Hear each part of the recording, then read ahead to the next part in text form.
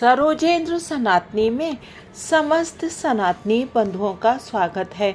हम सुन रहे हैं परमहंस योगानंद जी महाराज की आत्मकथा योगी कथामृत। पिछले भाग में हमने गंध बाबा के बारे में जाना था और इस प्रकरण में हम बाघ स्वामी जी के बारे में जानेंगे। मैंने बाघ स्वामी का पता खोज निकाला है, चलो कल उनका दर्शन किया जाए। यह स्वागत योग्य प्रस्ताव हाई स्कूल के मेरे एक मित्र चंडी से मिला। अपने संन्यास पूर्व जीवन में केवल अपने नंगे हाथों से बाघों के साथ लड़ने और उन्हें पकड़ने वाले इस संत का दर्शन करने के लिए मैं भी उत्सुक था। ऐसे असाधारण साहसिक कार्यों के प्रति बाल सुलभ उत्साह मुझ में भरपूर था। दूसरे दिन प्रातःकाल बहुत ठंड पड़ रही थी, पर मैं चंडी के साथ अत्यंत उत्साह और स्फूर्ति के साथ चल पड़ा। कोलकाता के बाहर भवानीपुर में बहुत देर तक व्यर्थ खोज करने के बाद हम सही घर पर पहुंच गए। दरवाजे पर लोहे की 2 गोलाकार कड़ियां लगी हुई थी। मैंने उन्हें बहुत जोर जोर से खटखटाया। उस कर्ण कर्कश खड़खड़ाहट को सुनकर भी एक नौकर अंदर से धीरे धीरे आराम पूर्वक चलता हुआ हमारी ओर आया। उसकी व्यंग्यात्मक मुस्कान इस बात का द्योतक थी कि शोर मचाने वाले आगंतुक भी एक संत के घर की शांति को भंग नहीं कर सकते। उसकी मौन भर्त्सना को हमने अनुभव किया, पर बैठक में आने के लिए आमंत्रित किए जाने पर चंडी और मैं उसके प्रति कृतज्ञ थे। वहां लंबी प्रतीक्षा हम लोगों के मन में शंका कुशंकाएं उत्पन्न करने लगी। सत्य की खोज करने वाले के लिए भारत का अलिखित नियम है धैर्य। संत महात्मा कभी कभी जानबूझकर दर्शनार्थी की उत्सुकता की परीक्षा ले सकते हैं। पाश्चात्य डॉक्टर और दंत चिकित्सक इस मनोवैज्ञानिक कूटनीति का भरपूर उपयोग करते हैं। अंततः नौकर द्वारा बुलाए जाने पर चंडी और मैं एक शयन कक्ष में गए। वहां सुविख्यात सोहम स्वामी अपने पलंग पर बैठे हुए थे। उनके भीमकाय शरीर को देखकर हम दोनों के मन पर अद्भुत प्रभाव पड़ा। आंखें फाड़े हम अवाक उनकी ओर देखते रहे। वैसी विशाल छाती और फुटबॉल की तरह बाजुएं हमने पहले कभी नहीं देखी थी। अत्यंत मजबूत भरी गर्दन पर स्वामी जी का उग्र दिखने वाला परंतु शांत मुखमंडल मूछ दाढ़ी और झूलते केशों से सुशोभित था। उनकी काली आंखों में कबूतर एवं बाघ समान गुणों का मिला जुला प्रभाव चमक रहा था। दृढ़ मांसल कटि प्रदेश को घेर कर पहने हुए एक व्याघ्र चर्म के अतिरिक्त उनके शरीर पर और कोई कपड़ा नहीं था। जब हमारी वाक शक्ति लौट आई तब बाघों के साथ लड़ने में उनकी वीरता के प्रति आदर युक्त विस्मय प्रकट करते हुए मैंने उनका अभिवादन किया। क्या आप कृपा करके हमें यह नहीं बताएंगे कि वन्य पशुओं में सबसे भयंकर रॉयल बंगाल टाइगर को केवल अपने हाथों से परास्त करना कैसे संभव है? मेरे बच्चों, बाघों के साथ लड़ना मेरे लिए कुछ भी नहीं है। आवश्यकता पड़ने पर मैं आज भी वो कर सकता हूँ। वे बच्चों के समान खिलखिलाकर हंसे। तुम बाघों को बाघ मानते हो, मैं उन्हें मात्र बिल्लियां समझता हूँ। स्वामी जी, मैं अपने मन को तो विश्वास दिला सकूंगा कि बाघ बिल्लियां मात्र हैं, परंतु क्या बाघों को मैं वैसा विश्वास करा सकूंगा? निश्चय ही शक्ति भी आवश्यक है। केवल कोई बच्चा बाघ को घरेलू बिल्ली मान लेगा तो उसे बाघ पर विजय मिल जाएगी। यह मानना व्यर्थ है। शस्त्र के रूप में मेरे शक्तिशाली हाथ ही पर्याप्त हैं। उन्होंने हमें अपने साथ आंगन में आने को कहा, जहां एक दीवार के किनारे पर उन्होंने प्रहार किया। दीवार की एक ईंट टूटकर जमीन पर गिर पड़ी। टूटे हुए दांत की तरह बनी खाली जगह से आकाश धृष्टता पूर्वक झांकने लगा। मैं हक्का बक्का रह गया। सोचने लगा, जो आदमी एक ही प्रहार से दीवार में चुनी हुई ईंट को गिरा सकता है, वह अवश्य ही बाघों के दांत भी तोड़ सकता है। अनेक लोगों में मेरे समान शारीरिक शक्ति तो होती है, परंतु फिर भी उनमें दृढ़ आत्मविश्वास का अभाव होता है, जो शरीर से तो बलिष्ठ होते हैं परंतु मन से नहीं। वे जंगल में स्वच्छंद विचरण करते हिंसक पशु को देखकर ही मूर्छित हो सकते हैं। प्राकृतिक परिस्थितियों में वास करने वाला और अपने मूल हिंसक स्वभाव के अनुसार जीने वाला बाघ सर्कस के अफीम खिलाए गए बाघ से अत्यंत भिन्न होता है। भीम के समान प्रबल शक्तिशाली होते हुए भी अनेक व्यक्ति रॉयल बंगाल टाइगर के प्रचंड आक्रमण के समय अत्यंत भयभीत और असहाय हो उठते हैं। इस प्रकार बाघ मनुष्य को उसके ही मन की कल्पना में एक साधारण बिल्ली की भयभीत अवस्था के समान स्थिति में डाल देता है, परंतु जिस मनुष्य में यथावत बलिष्ठ शरीर के साथ साथ अत्यंत दृढ़ निश्चय हो, वह इस परिस्थिति को बाघ पर ही उलट सकता है और उसे यह मानने पर विवश कर सकता है कि वो एक बिल्ली के समान ही आत्मरक्षा में असमर्थ है। कितनी ही बार मैंने यही किया है। मैं यह मानने के लिए पूर्णतः तैयार था कि मेरे समक्ष उपस्थित अति शक्तिशाली पुरुष बाघ को बिल्ली में रूपांतरित करने में समर्थ थे। वे कुछ उपदेश देने की मनः स्थिति में प्रतीत हुए। चंडी और मैं आदर के साथ उनकी बातें सुनने लगे। मन ही मांसपेशियों को नियंत्रित करता है, जैसे हथौड़े के आघात की शक्ति उस पर लगाए गए बल पर निर्भर होती है, वैसे ही मनुष्य की शारीरिक शक्ति की अभिव्यक्ति उसकी आक्रामक इच्छा शक्ति की तीव्रता एवं साहस पर निर्भर करती है। मन ही अक्षरशः शरीर का निर्माण करता है और वही उसे जीवित रखता है। गत जन्मों की प्रवृत्तियों की प्रबलता के अनुसार अच्छे या बुरे स्वभाव गुण धीरे धीरे मानव चेतना में उतरते हैं। ये स्वभाव गुण आदतों में ढल जाते हैं और फिर ये आदतें एक वांछनीय या अवांछनीय शरीर के रूप में प्रदर्शित होती हैं। बाह्य दुर्बलता की जड़ मन में होती है और आदत से लाचार शरीर मन की अवहेलना करता है। इस प्रकार यह कुचक्र चलता जाता है। यदि मालिक नौकर की आज्ञा का पालन करने लगे तो नौकर निरंकुश स्वेच्छाचारी बन जाता है। इसी प्रकार मन भी शरीर की आज्ञाओं का पालन करके उसका दास बन जाता है। हमारे अनुनय पर ये तेजस्वी स्वामी अपने जीवन के बारे में हमें कुछ बताने के लिए सहमत हो गए।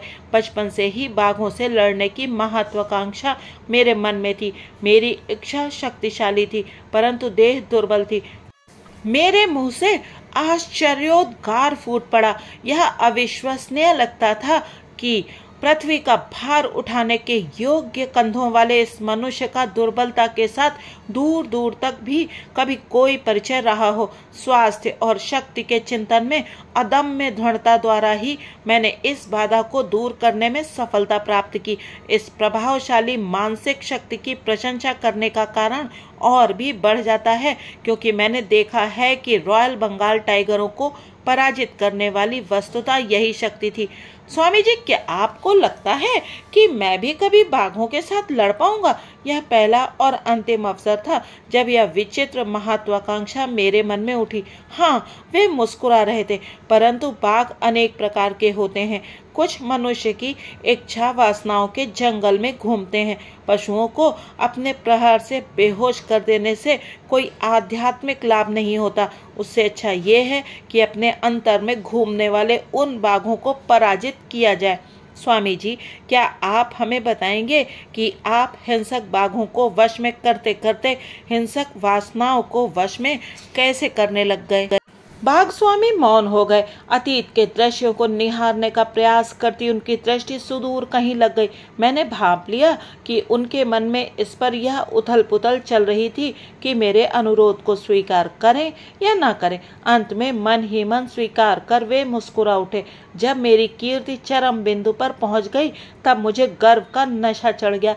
मैंने तय किया कि मैं न केवल बाघों से लड़ूंगा बल्कि लोगों के सामने उनसे विविध कर्तव्य भी कराऊंगा। मेरी महत्वाकांक्षा ही यह बन गई कि मैं हिंसक पशुओं को पालतू जानवरों की तरह बर्ताव करने पर विवश कर दूंगा। मैं सार्वजनिक रूप से अपने कर्तव्य दिखाने लगा और उसमें मिलने वाली सफलता से मुझे खुशी भी होने लगी। एक दिन शाम को मेरे मेरे पिताजी अत्यंत चिंतातुर मनस्थिति में मेरे कमरे में आए। बेटा, मैं तुम्हें सावधान करने आया हूँ। कर्म की चलती चक्की से उत्पन्न होकर आने वाले अमंगलों से मैं तुम्हें बचाना चाहता हूँ। क्या आप भाग्यवादी हैं पिताजी? अंधविश्वास से क्या मेरी गतिविधियों के शक्तिशाली प्रवाह को अवरुद्ध होने देना चाहिए?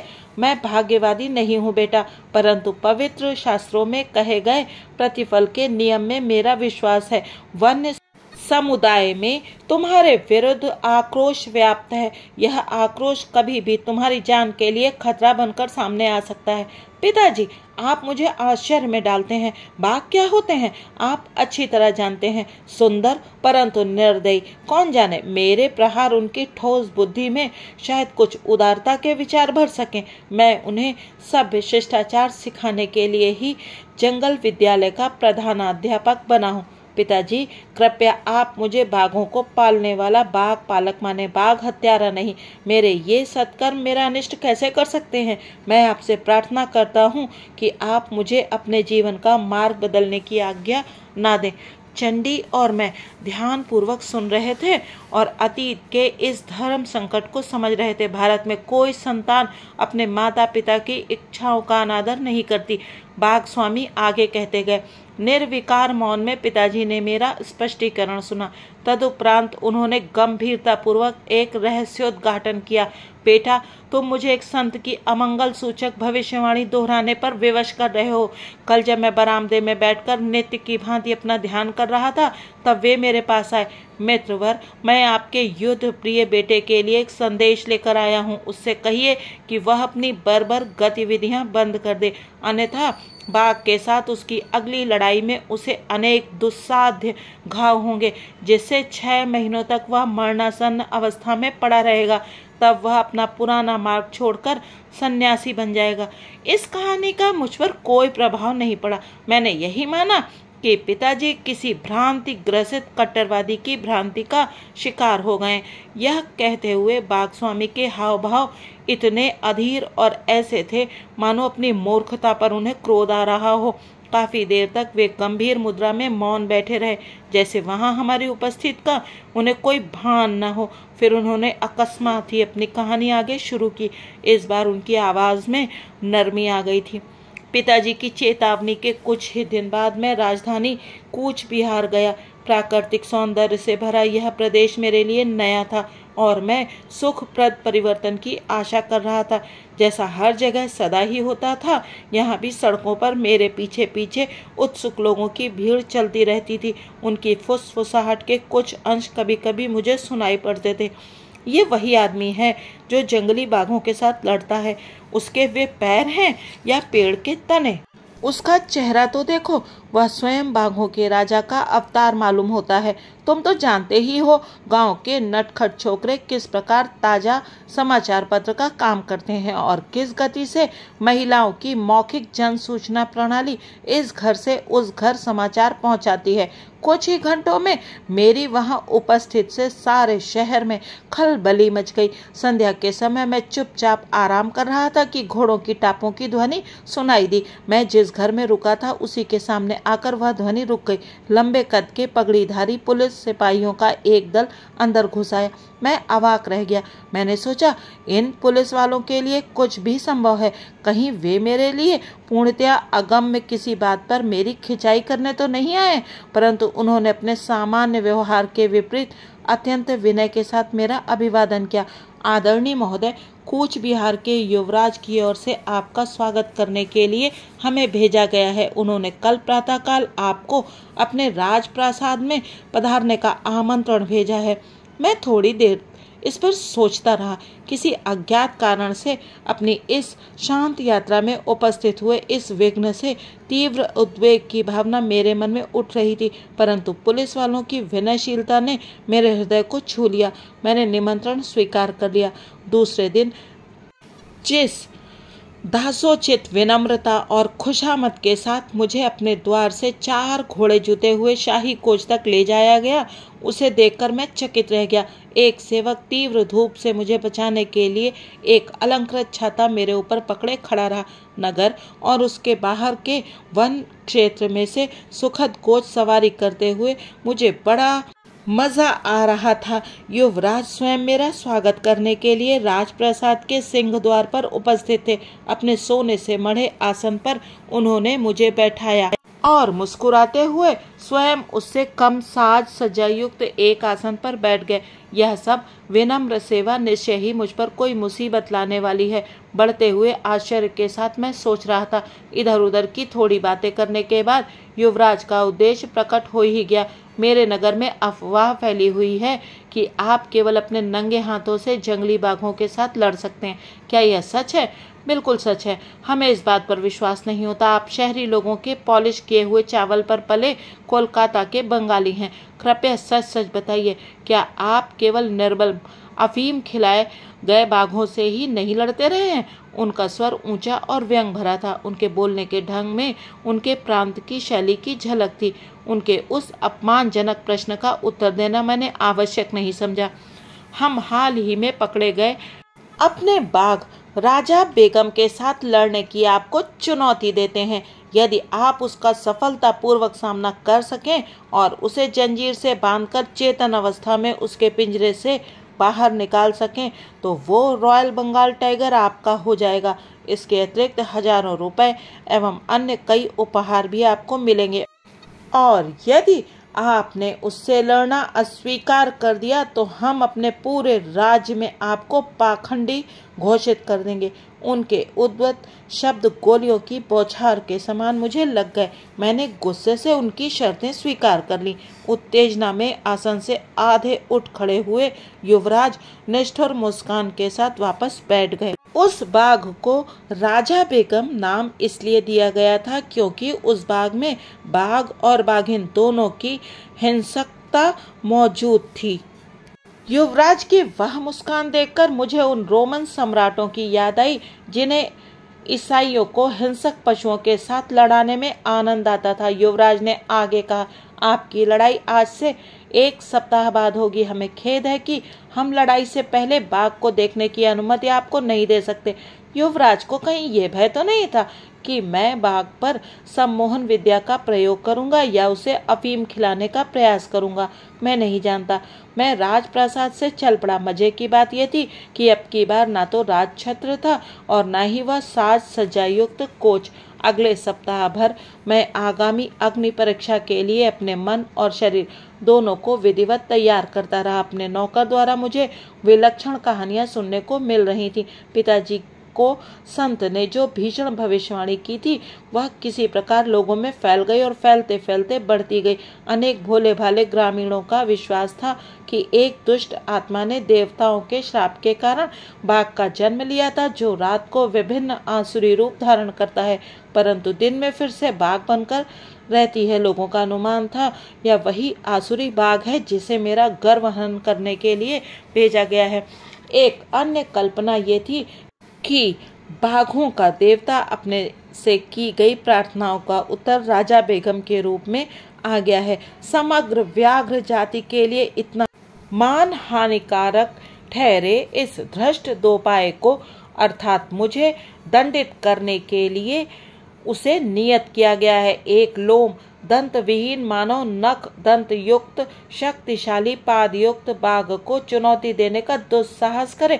लोग ये भी कह रहे थे कि सभी अवमानित बाघों के द्वेष ने मिलकर इतना जोर पकड़ लिया है कि बाघों का मान मर्दन करने वाले इस अभिमानी पुरुष का पतन कराने के लिए वह जोर अब सूक्ष्म नियमों को कार्यान्वित कर रहा है। मेरे नौकर ने मुझे आगे बताया कि युवराज स्वयं मानव और पशु के बीच होने वाले इस द्वंद्व के व्यवस्थापन का कार्यभार संभाल रहे थे।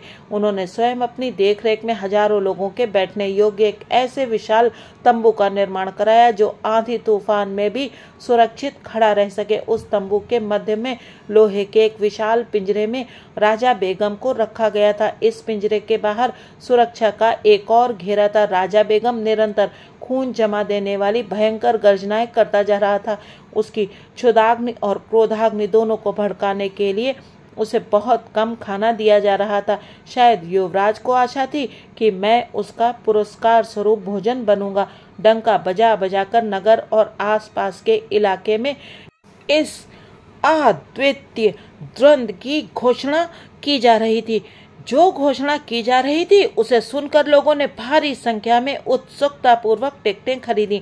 द्वंद्व के दिन सीटों की कमी के कारण सैकड़ों लोगों को लौटा दिया गया। कई लोग तंबू की दरारों में से अंदर घुस आए या गैलरी के नीचे जहां कहीं भी जगह मिली वहीं खड़े हो गए। जैसे जैसे भाग स्वामी की कथा चरम सीमा की ओर बढ़ रही थी वैसे वैसे मेरी उत्तेजना भी बढ़ती गई। चंडी भी मंत्र मुग्ध होकर अवाक बैठा था। राजा बेगम की कान फाड़ देने वाली गर्जनाओं के और भयभीत दर्शकों के कोलाहल के बीच मैंने शांत मन से तंबू में प्रवेश किया। लंगोट के अतिरिक्त मेरे शरीर पर और कोई कपड़ा नहीं था।